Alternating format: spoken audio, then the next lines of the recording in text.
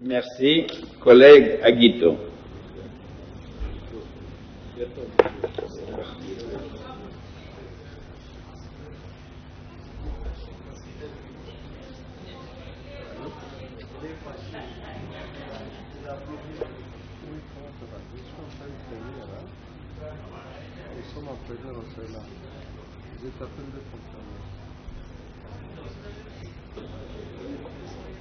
Ici, pour que ça s'allie. Oui, oui.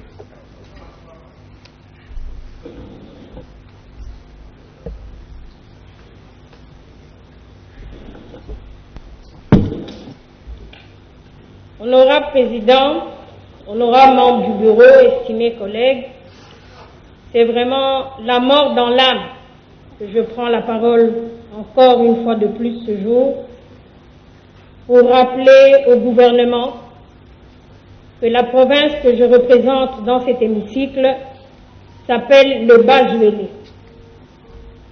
Et fort heureusement pour nous, c'est la première province constitutionnelle. Pour les 3 projets de loi que le ministre en charge des Finances au nom du gouvernement vient de nous présenter, nulle part on a entendu parler d'un financement affecté pour le compte de la province du Bas-Juélé. Je suis très étonnée, plus que choquée, honorable Président. J'avais demandé au ministre en charge des Finances la fois dernière. Il était accompagné avec son collègue en charge du développement rural, qu'il existait des provinces qui ont besoin du soutien du gouvernement central puisqu'elles ne produisent quasi pas, elles ne produisent rien. Dans le secteur de l'éducation, le Bas-Juélé n'a aucune école viable, aucune. Le Bas-Juélé n'a aucun hôpital viable, aucun. Le Bas-Juélé est en insécurité totale. Mon collègue Bazego a parlé de la LRA. Je dois vous dire qu'aujourd'hui, à part la LRA, il y a aussi les forces armées de la République centrafricaine qui ont érigé domicile chez nous.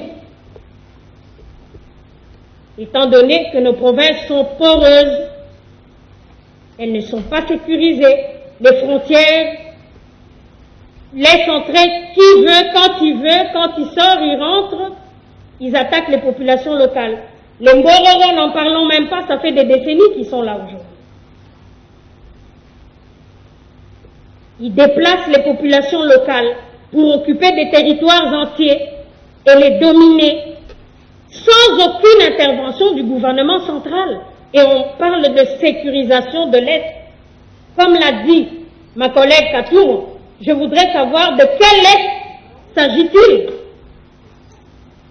Sommes-nous encore dans l'Est de ce pays? Le Nord-Est fait-il encore partie de l'Est? Si on a encore redécoupé le pays, qu'on nous le dise, comme ça on sera là où nous situons. C'est injuste. Messieurs, madame, les membres du gouvernement, ce n'est pas juste ce que vous faites. Chacun cherche à satisfaire, soit par affinité, soit directement son lieu d'origine. Vous devrez travailler avec l'esprit d'équité. Le pays en a besoin. Nous traversons une période très difficile, de fortes tensions. Et ce genre de choses ne fait qu'accentuer la tension que nous vivons sur le plan politique. Nous ne pouvons pas continuer à voter des lois. Nous ne commandons pas, c'est un droit. Les membres du gouvernement doivent comprendre que c'est un droit que de recevoir des financements, parce que je ne reviendrai pas sur ce que les collègues ont dit ici avant moi. Quels sont les critères qui font que ces provinces soient éligibles au crédit? Je me pose la question, puisque ces crédits, nous les payons tous. Quelle que soit la proportion de la contribution, nous les payons tous. Toutes ces provinces contribuent pour rembourser ces crédits. Soyez sérieux, considérez les autres. Nous ne commandons pas, monsieur le ministre des Finances. C'est un droit C'est un droit légitime que de demander, et encore qu'ici nous représentons les provinces, c'est pour ça que vous le sentez plus. Qu'allons-nous dire? Ça fait une année qu'on est ici. Qu'est-ce qu'on a obtenu pour nos provinces?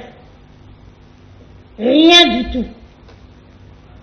Banaba Zelé, honorable président, Basengingana Tuna, gouvernement central, et l'Okonini Basalabino.